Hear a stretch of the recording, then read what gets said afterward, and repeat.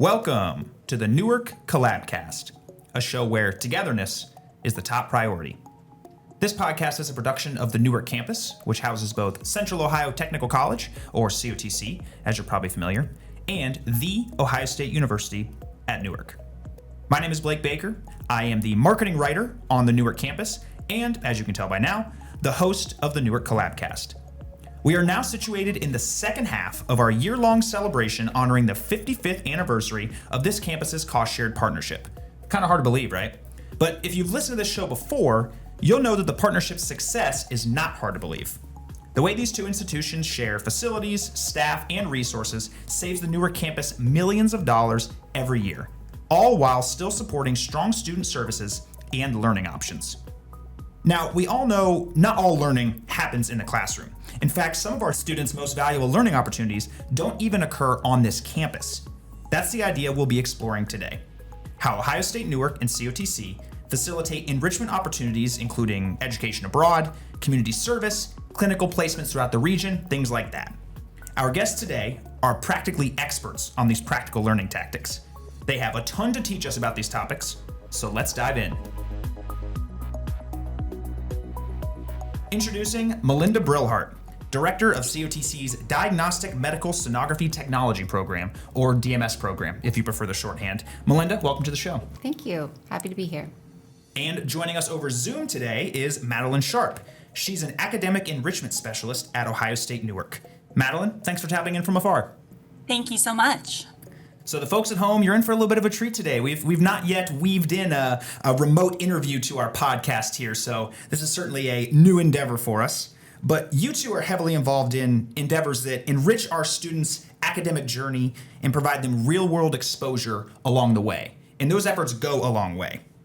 From your experience, how and why do these institutions put so much effort towards supporting learning opportunities outside of the classroom? Melinda, let's start with you. Well, on behalf of COTC, we have a lot of hands-on programs that require opportunities outside of the classroom for students to be able to get the skills that they need for their job. We can't do everything in simulation, so we need to give them environments similar to what they'll actually be working in when they graduate. Yeah, and there are plenty of those out there, yes, as we will learn later on. Madeline, what have you noticed about the campus's efforts on this front? So in my office, we refer to that as academic enrichment. These are activities like community service, research, interning, or even creative work. Academic enrichment has been proven to help students succeed in college. When students get involved outside of their traditional coursework, they not only make connections with other students and faculty, but also within the community.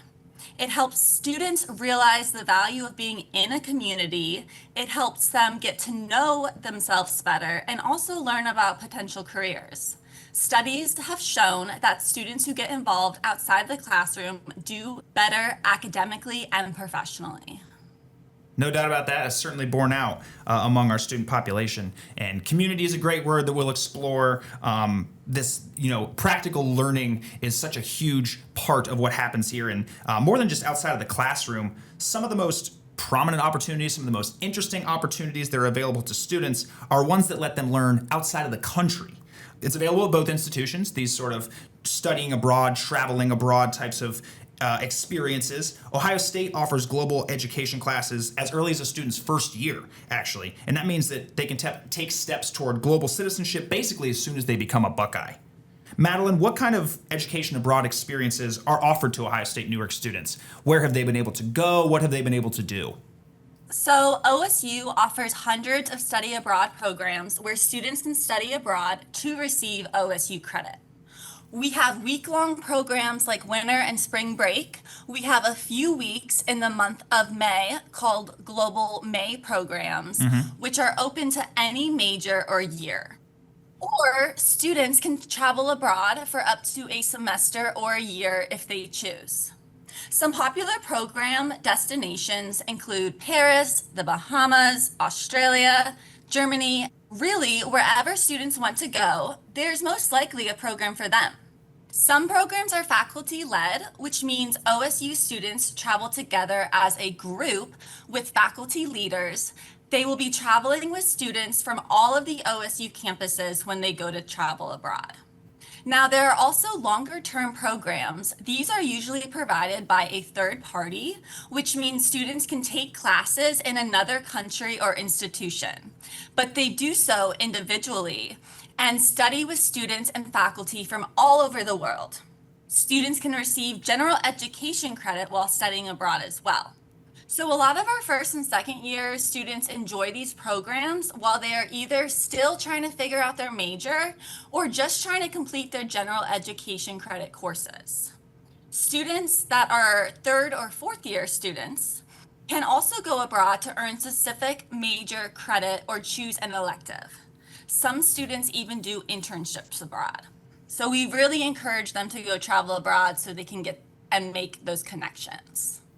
Yeah, I think it's great that there's some of these programs that bring together students from a number of regional campuses, plus the Columbus campus. So it really is all Buckeyes kind of under that one flag wherever they end up. And I'm glad you shouted out like Australia. I know I've heard of students doing some, seeing conservation efforts in the Great Barrier Reef.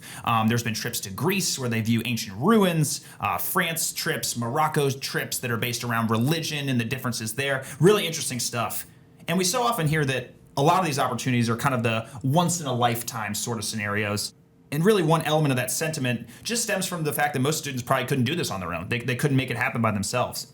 Luckily, this campus can help them cover the cost, right? And with the help of their supporters, of course. Madeline, where does funding for these opportunities come from, and why are folks so eager to donate to these programs? So our campus has had generous donors who wanted to see our Newark students get on a plane and get that real world experience. We also each year set aside scholarship funding to make sure every student who wants to study abroad can afford to do so, which, as you just said, is super essential in any college experience. Yeah. Donors and our leadership recognize how important this aspect of academic enrichment is, and they wanted Newark students to be able to have an experience that they may not get elsewhere or outside of college. We have never not given an eligible student a scholarship before, which is huge when you think about how many students apply for study abroad programs. Huge. And often we can cover the entire program fee for the short-term programs, which are the ones usually our students will go abroad on. Nice. Yeah, lots of generous donors for a number of causes here on the campus, but certainly these enrichment efforts as well. So that's kind of the donor perspective, the leadership perspective you mentioned, Madeline, kind of hitting the high level benefits that we've talked about so far and the ones that you can imagine. But I imagine the student point of view is a lot more impactful. And that's something you hear a lot, Madeline, based on your conversations with students and what you know about these programs and the outcomes. Can you give us a story, there's some sort of anecdote that kind of showcases how meaningful these education abroad opportunities really can be? Yes, so this is one of my favorite stories. One of my students decided to study abroad for the Global May Paris program.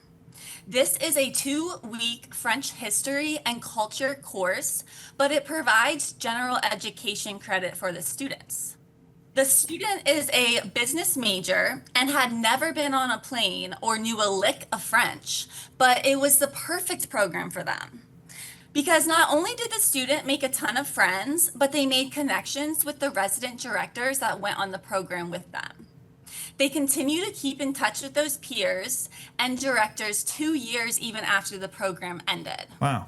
It is amazing. He actually goes to lunch with his buddies from the trip every week that he made in Columbus. So that's pretty cool that he can keep in touch.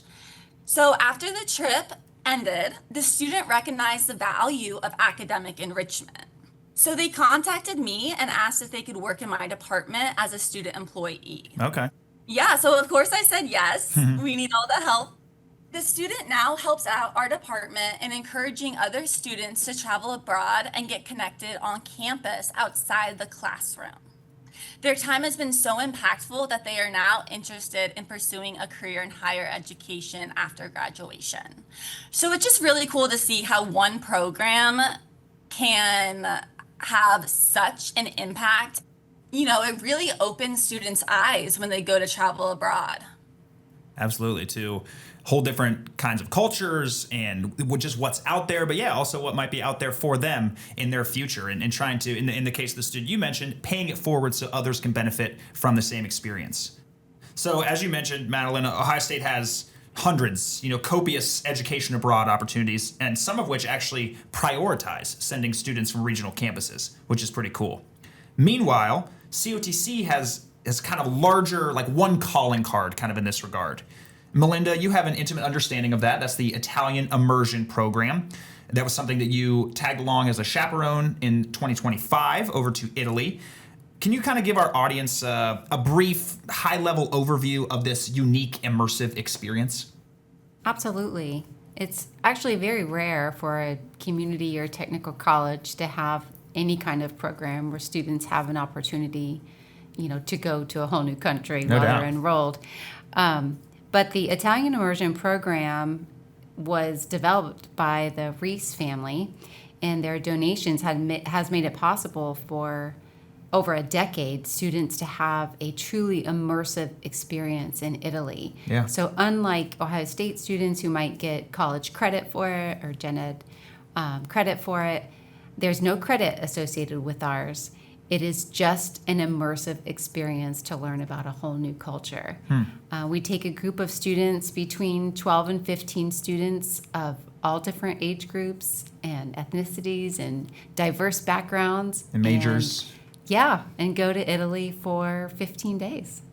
It's fantastic. Yeah, amazing. As someone who has not been there myself, I have found myself in awe of what you've showed me along the way and what other students have talked about. Yeah, it's obviously a well-entrenched program here on the campus, but it's not one that has coursework. It's not one that has credit hours associated with it, as you mentioned. So it's a slightly different tack toward the enrichment aspect of all this. To what extent is it's still a learning opportunity for these students? What are they learning while they're over there in Italy? Well, to start, I would say the majority of our students have never traveled hardly anywhere. Yeah. We had a handful of students that they had never been on an airplane. We had 2 or 3 students this last year that have never even left the state of Ohio in a car. So it was a huge adventure for them to do that. So learning just that part right from the get-go. Yeah. The other very similar trait with everybody is most of our students that went have grown up, like I said, in Central Ohio, so they have a very small worldview. And by going to Italy, it broadened their worldview immensely. Not just, the local culture, but the food. And so our immersive experience is different than a touristic vacation. We didn't just go to look at beautiful places that you would go if you were on vacation. The focus of this trip is different. It's not really learning, in terms of a book work, but it's learning the relationships. Students are assigned to a host family, and at first I thought, oh, okay, someone's going to just open up their home and allow, us to have a bedroom. Yeah. And they wouldn't really be involved like an Airbnb. Place to lay your head. Exactly. But we were wrong. It is truly immersive. The families that you're staying with treat you like family. You have meals with them. You do all of the activities. They do your laundry. I mean, it is as if you're a member of their family. On top of that, the other shocking part of it, from my perspective, was the community involvement. When the Italians come here, when it's their turns to come here, we all try to give them a great experience while they're here. But over there, the whole town comes out of their house. They donate food, they help prepare meals, they go on the activities with us. It just feels like the entire region is excited to have these 15 COTC students here. Amazing. So those were the 2 most shocking things that were truly immersive in the culture. Truly. And I'm glad you shouted out the Reese family as well. Just like on the Ohio State-Newark side, there are some generous donors really led by, singularly the Reese family that are funding this trip. And it's well entrenched here on the campus, but as you mentioned, it's very well entrenched in that community as well, that there's this exchange program happening as a part of this Italian immersion experience. That's great. It's very obvious that, Melinda, this has resonated with you and stuck with you. Can you think of kind of a singular moment maybe from your experience over there that you think encapsulates kind of this whole Italian immersion adventure? Yes, one of my favorite moments of the whole trip was We had all of our COTC students and chaperones and all of the host families get together for a meal.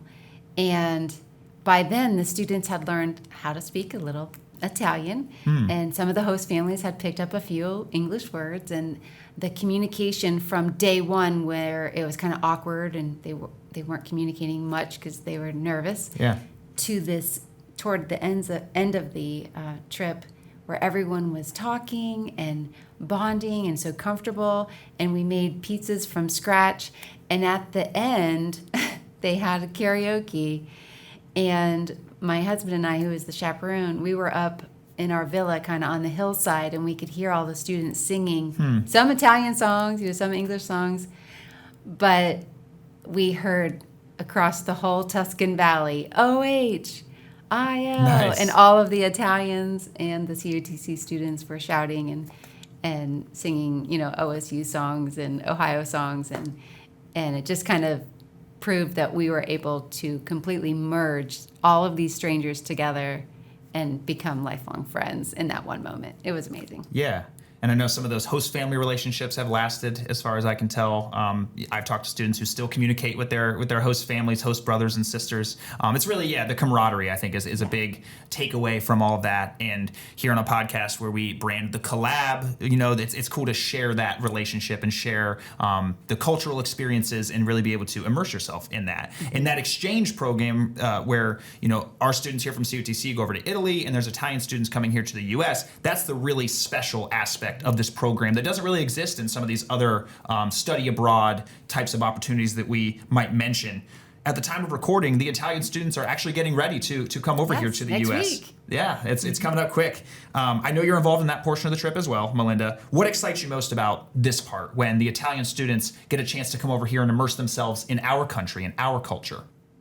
What I'm most excited about is the food. Yeah. I love their excitement when we were over there, just talking about the foods that we take for granted as so common, like in the summer, like corn on the cob. They had never had corn on the cob and things like that. So it's always exciting for us to share what's normal to us with them. And our towns and cities are just so different. Also, a lot of the students that we met over there in Italy are coming here. So Okay. we get to see some of the same people. So it'll be like a reunion when they get here next week. That'd be excellent. Yeah, really looking forward to that. Familiar faces. That'd be very cool to kind of show them around your backyard this Yes, time around. yeah. Awesome. Hopefully we have good weather. Yeah, fingers crossed. Excellent. Well, those are, study abroad, education abroad, global education, however you brand it. Those are kind of the big opportunities for enrichment that are offered by this campus. But there's, no matter what it is, it's the idea of ensuring that what students learn practically can positively impact their performance in the classroom. That's kind of the hope at the end of the day. And with enough positive results, students might consider joining an honor society. That's another enrichment opportunity on the campus that I think is worth mentioning. On the COTC side, that looks like Phi Theta Kappa, commonly known around here as PTK, an opportunity for COTC students. It's an international honor society annually inducting new members who are seeking a 2-year degree. To be eligible for membership there, students must complete at least 12 hours of coursework in an associate degree program, so you got to be a little bit into that program, and you got to maintain a minimum cumulative GPA of 3.5. And if a COTC student chooses to join PTK, they have opportunities for scholarships, professional development, networking, new friendships. That's just a few of the benefits I can rattle off. Ohio State-Newark also has an honors program, and I will leave the breakdown to the expert this time around. Madeline, when and how can Ohio State-Newark students join the honors program, and what perks does it provide them? Sure. So students usually apply for the honors program the spring before entering their first year. Okay. We have an online application that students fill out to be considered, and that can be found on our website, or of course, students can just contact me as well if they are having trouble finding that. Let's see, students can join honors after their first semester if they apply and their GPA is adequate. To graduate with honors distinction, students must take 18 plus credit hours of honors courses. Therefore, if students start after their first year in honors, it's harder to catch up in getting those course credits. So we encourage students who are interested in being in honors to apply before their first year. So, honor students also have many perks. Some of these include being in smaller class sizes with more discussion based work and being surrounded by more like minded students. We Nice. also have an honors lounge that is a wonderful place for students to get to know each other and to study. There's free printing in the honor lounge. There's a microwave, fridge, and snacks for our students. And OSU-Newark students share this honors lounge with students from COTC as Oh, well wow. for yeah, so that's a really great opportunity for students to get to know, students from the other institution and also just have a really great place to get connected with their peers. And it's a great study spot. Honor students also have a lot of opportunities outside of their coursework to get involved and to get to know the other honor students. So I will take them on outings such as we may go apple picking, we've gone bowling in the past, we have gone to plays at the Black Box Theater, and so many more events that I provide our students. And I always also provide transportation for them as well. And it is free for all of our honor students.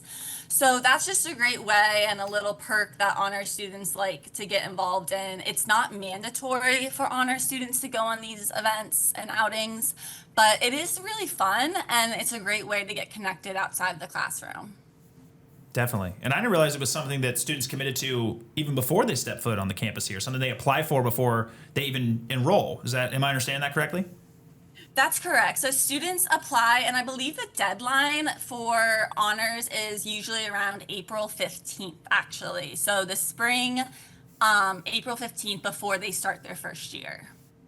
So they're kind of hoping to join a cohort of students just like them, kind of these like-minded, highly motivated scholars. It sounds like it's a smaller cohort coming up this time around, Madeline, but that's not the worst thing. A little bit tighter knit, a little more intimate environment in which they can really get to know those types of students. And the same thing can be said about the Lefevre Fellows program, where students are kind of joining something where they're like-minded peers, service-oriented peers. It's a service learning-oriented fellowship. Students complete community-based projects throughout the year. Madeline, how exactly does the Lefevre Fellows program connect students with and encourage their participation in this community? The Lefevre Fellows learn about community service by taking 2 courses together. They then will contribute 40 hours of community service. So once they complete this community service and these courses, they can receive $2,500 in funding from the Lefevre Fellow Foundation in recognition of their service.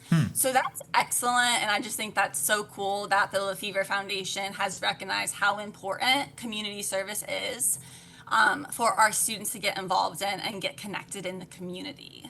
Yeah. In the courses, students can discuss service learning best practices. They will learn about the needs of the Newark community, especially, and they will participate in service learning activities in Licking County. So these activities may be helping with an after-school program, distributing food with the Newark Homeless Outreach, or maybe even helping at a pet shelter. Students kind of have the opportunity to pick and choose what kind of community service they would like to do throughout Licking County. Yeah. One of my earliest days here on the campus has been spring of 2025. I went to the Lefevre Fellows presentations at the end of that academic year and was really blown away. The students' commitment to whether or not this is their home community, getting out there, analyzing what's happening, internalizing what's happening, and through their projects, at the very least, bringing light to some of these issues that you had touched on. I continue to be impressed by the Lefevre Fellows program. The final Ohio State Newark enrichment effort that I want to discuss is STEP, the Second Year Transformational Experience Program. Another project-based program. This one is designed to be flexible and give students the chance to not just be creative, but kind of create their own learning experience in a way. Students develop strong relationships with STEP mentors in the fall semester of their second year. They choose a project to pursue. They receive some funding, a lot like the Lefevre Fellows, to execute their goals on that project, and they will present their accomplishments when it's all said and done. Madeline, Why is there such an emphasis on making this program available specifically in Ohio State Newark students' second year? What's the story there?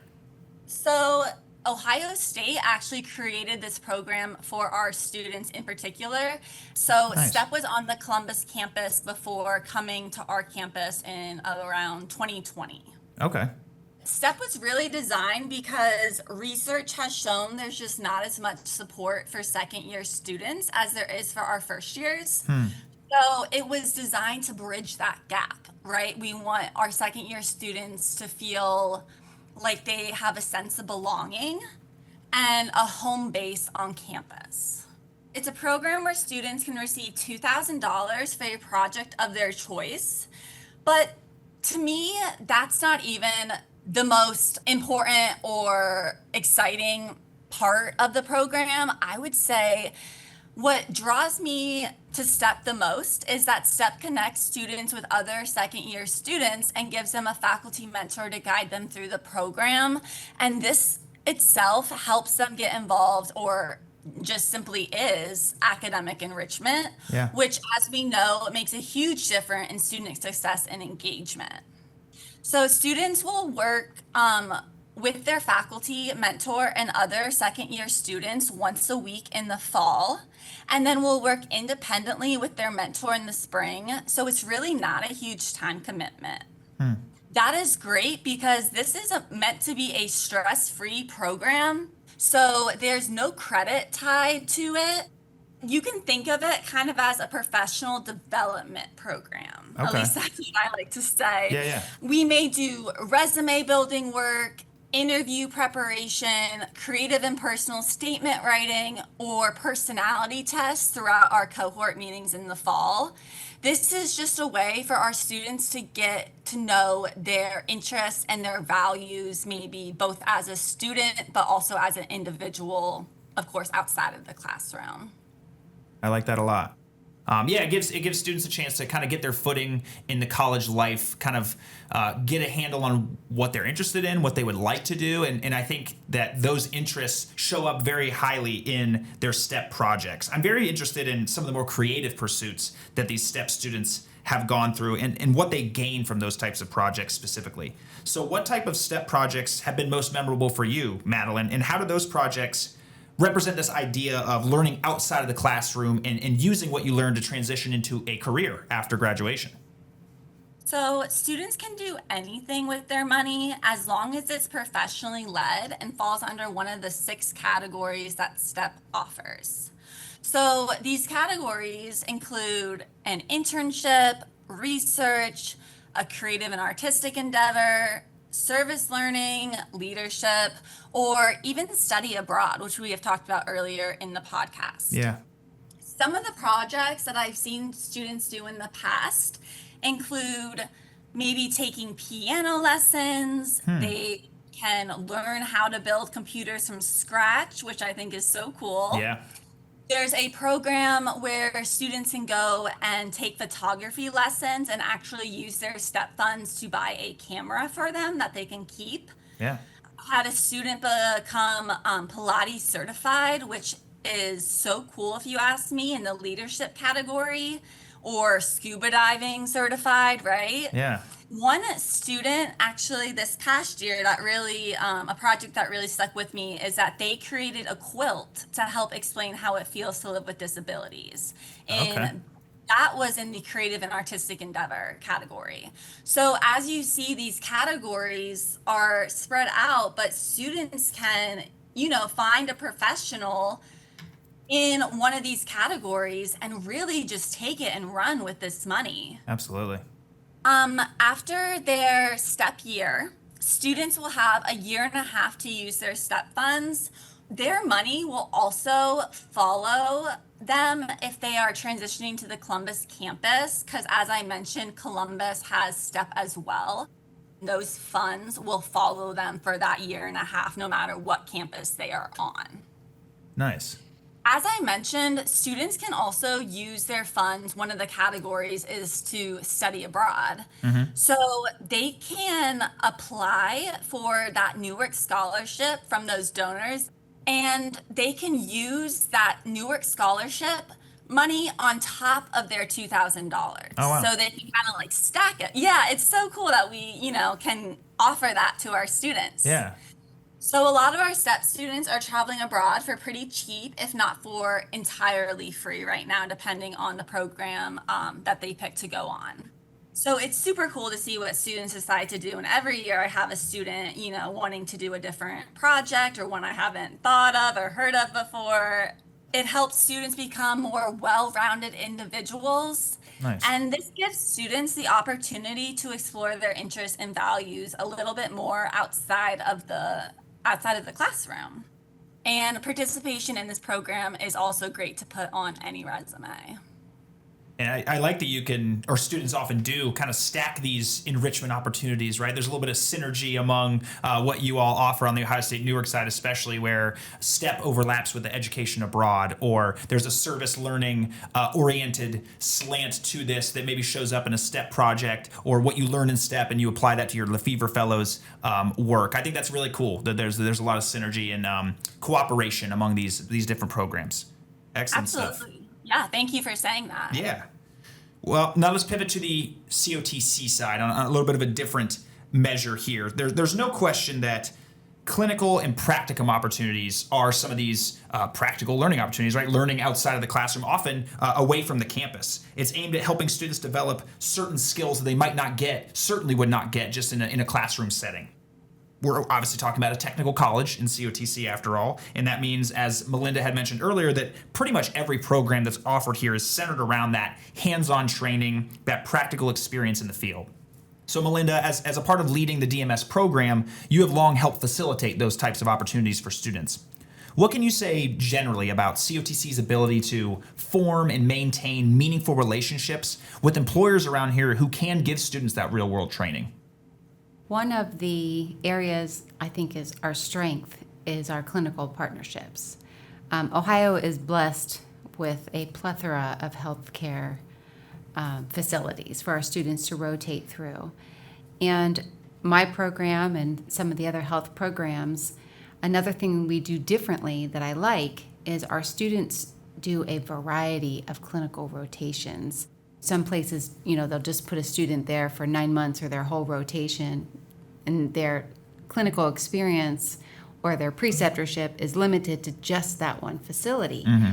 Where our programs here at COTC, students do, 5 or 6 different rotations at not only a variety of facilities, but different levels of care. For example, an inpatient hospital level 1 trauma center is a lot different experience than you'd have at an outpatient doctor's office. No doubt. So we try to give our students multiple rotations at multiple levels and variety of technical skills that they're going to need upon graduation. So that's one of the things I think we're really good at, is giving our students an amazing clinical experience. In terms of our partners for employment, those are typically the exact same partners that the students are rotating through. Our students are very employable, Yeah. and so typically prior to even their last clinical rotation, most of our students have gained employment at one of the facilities that they rotated through. How about that?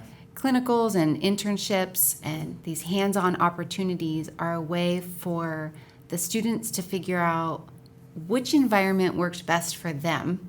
Was it the trauma center, or was it, if it's business, was it in this organization or this engineering firm? So the students are figuring out which environment they thrived in. And so they kind of get to taste test a lot of different jobs before just signing on blindly, not knowing what they like. But almost more importantly, the employers have an opportunity to really sample a lot of different students, and as an employer, pick the one that matches them the best as well.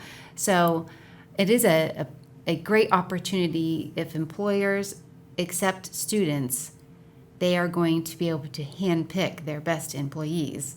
And the students who rotate through can pick the facility that fit best for them. So our hands-on external partnerships are key to our success here at COTC, and the students getting a job Definitely. that they fit. in. Yeah, it's not just learning the skills; it's learning where you fit, where you professionally mesh with certain people, or what kind of things you're interested in. I was actually talking with a respiratory therapy alum not too long ago that I think he had up to a dozen different clinical sites, would spend 3 weeks at a time really circling through, which is just incredible that you're able to see that many different facilities and get that much exposure to what you might be able to do. Mm-hmm. And whether or not you call it a clinical or internship, as you mentioned, practicum is another word used by, childhood education technology majors, social work assistant majors, like those types of things. Whatever they call it, it's the same idea of, getting these students practical exposure to their industry that they're ultimately going to end up in. And no matter the industry, it does feel like all these clinical placements, these practicum opportunities, kind of a positive for everybody, a win-win, as you mentioned. So where have your students been placed, Melinda, and why have these placements provided such meaningful opportunities for student growth? We have a lot of new clinical facilities coming to us here recently. Oh, yeah? And businesses coming to us. So first of all, that tells me that there's a need, and they know that COTC students can fill it, so they're coming to us. But one of the opportunities, at least in my area, is one of our clinical partners who has never accepted students in that department reached out to us recently and wanted to have our students rotate through their facility because they do a lot of very technical, invasive vascular procedures in their office. And of course, we said, yes, we would love to partner with you.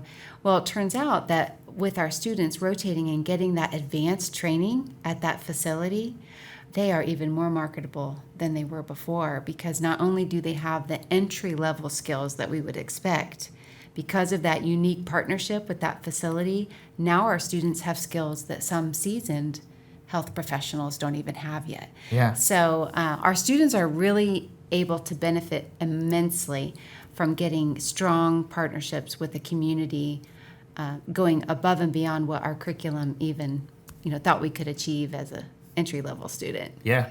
And that's not even to mention the, advantages of the partnership when they're supplying lab equipment and things of that nature that give students the hands-on opportunities. It's not off campus here, but there's still the practical opportunities for equipment that is truly hospital grade, maybe even better than what they'd find in certain places they might end up. So those community partnerships are a huge, huge deal, I can tell. Yes, and that just happened to us last year. Yeah. We had a conference where we had a bunch of vendors coming in showcasing the newest and most up-to-date technology on the market, and of course that's a little bit outside of our budget typically to get something state-of-the-art like that.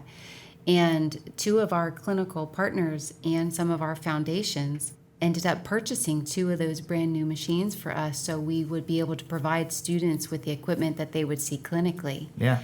All because of those relationships that were in place. So our students are learning on exactly the equipment they're going to have in the facilities. Yeah. So it's clear the partners in the community in the region here also recognize the value of this hands-on training that COTC is so huge, or this campus really is so huge on. Back to COTC, the healthcare programs, I would say it's perhaps the hallmark. I think it's something like 2/3 of COTC students are enrolled in a healthcare program, and those students' success has really stood out. The recent graduating class of the Radiologic Science Technology program had a perfect pass rate on this year's certification exam, and now all those graduates are employed full-time. The nursing programs routinely see above average numbers in, student pass rates on their licensure exams. Those are just a couple examples that I can throw out there for you. Melinda, how much of that professional readiness, I'll call it, can be attributed to the clinical experiences that COTC helps provide its students? I'd say a large portion of that success is because of our clinical training that's provided to the students. Another thing that I feel like we do a great job at here is our labs. So a lot of our health programs, the students have, sometimes over a year of experience in the lab setting and working on real patients and volunteers before they go to the clinical environment. Yeah. So the first time they're doing something isn't on an actual patient at the hospital. They already have those fundamental skills. So our preclinical preparation combined with just astronomically fantastic clinical rotations at multiple different facilities is what's making the student success so high. Absolutely. In my opinion. Yeah, no, that's a very valuable opinion. Definitely. So I think it's safe to say that this campus's work to provide practical learning opportunities is paying off, and employers are paying attention. And I want to reiterate that point, I guess, as we wrap things up with the final question here. Why should students, and frankly their parents as well, feel secure in trusting this campus to prepare them for the professional world that awaits after they graduate? Madeline, let's pivot back to you and have you answer that one first. We are a small campus, and the faculty and staff at Ohio State-Newark are really dedicated to helping our students succeed. We are especially aware of the challenges a lot of our students, especially first generation and lower income students, face.